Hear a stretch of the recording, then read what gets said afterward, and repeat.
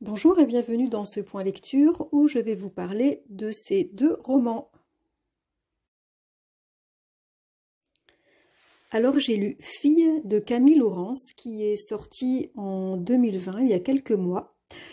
On suit Laurence qui grandit à Rouen dans les années 60 auprès de sa grande sœur, de son père médecin et de sa mère femme au foyer. Ses parents l'aiment mais auraient aimé avoir un fils et l'ont toujours dit. Son père, lorsqu'on lui demande s'il a des enfants, répond que non, qu'il a 2 filles. Il appelle Laurence Groc parce que Laurence a des fesses potelées. Son père, c'est un rigolard, un roi des blagues salaces, et Laurence doit se construire avec ça. C'est une enfant précoce, elle s'interroge sur les mots, sur la différence fille-garçon, elle grandit en pensant que tout serait plus simple si elle était un garçon. Cette première partie du roman nous montre les conséquences dans la construction personnelle des petites atrocités sexistes qui peuvent être dites de façon anodine dans les familles. Ça remue, ça choque, parce que ça existe encore, parce qu'on a toutes entendu ceci ou vécu des choses comme ça. Et puis, à 10 ans, Laurence sera victime d'un attouchement dans la famille. Aussitôt, l'affaire est étouffée par les femmes de la famille. Laurence se construit avec ça, elle n'en reparlera jamais, tout le monde oubliera. Elle s'adapte, elle gère seule ses peurs et ses cauchemars, elle se dit que décidément, ce serait plus simple d'être un garçon. Adulte, Laurence fonde une famille. À cause d'une intrusion de son père dans son suivi médical lors de sa grossesse, elle va être victime d'une erreur médicale qui va bouleverser sa vie. Et par-dessus tout, elle va subir une mutilation génitale par son gynécologue parce que c'est plus agréable par la suite pour le mari. Laurence pense être heureuse, mais elle subit sa vie. Et puis Laurence aura une fille. Cette fille, devenue ado, lui apprendra ce que c'est que d'être une femme et que c'est peut-être vraiment très très bien. C'est cette dernière partie du roman qui m'a le plus plu, parce qu'il faut bien l'avouer, la première partie est vraiment très lourde. Laurence subit beaucoup trop de choses pour que ce soit réaliste, et pourtant c'est très utile de dénoncer ces choses. Cette dernière partie du roman, centrée sur la relation de Laurence et de sa fille, est vraiment très belle. Elle ouvre sur la réelle liberté de la femme, sur l'enterrement possible de tous les préjugés et carcans familiaux qui ont longtemps entravé les femmes, tout en étant admis par la société.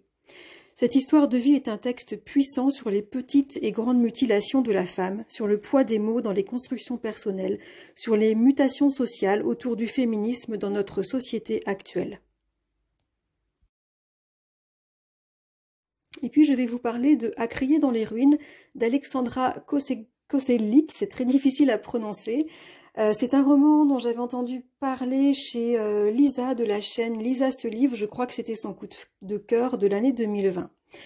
C'est un très joli roman, mélancolique, poétique, qui traite de l'exil, du lien entre l'homme et la nature, et c'est une histoire d'amour. En 1986, Léna et Yvan, 2 amis d'enfance, vivent heureux le début de leur amour. Leur vie va être complètement chamboulée par un accident à l'usine d'à côté dû à une faille humaine. C'est l'accident de Tchernobyl. Quelques heures après l'accident, Léna, fille d'ingénieur, quitte l'Ukraine avec ses parents et sa grand-mère. Ils parviendront à traverser le bloc de l'Est et à s'installer en France. Yvan est fils de paysan, il sera déraciné de sa terre, relogé dans la banlieue de Kiev, comme beaucoup, avec sa famille. Léna et Yvan se sont perdus mais ne s'oublieront jamais. Léna est persuadée qu'Yvan est mort.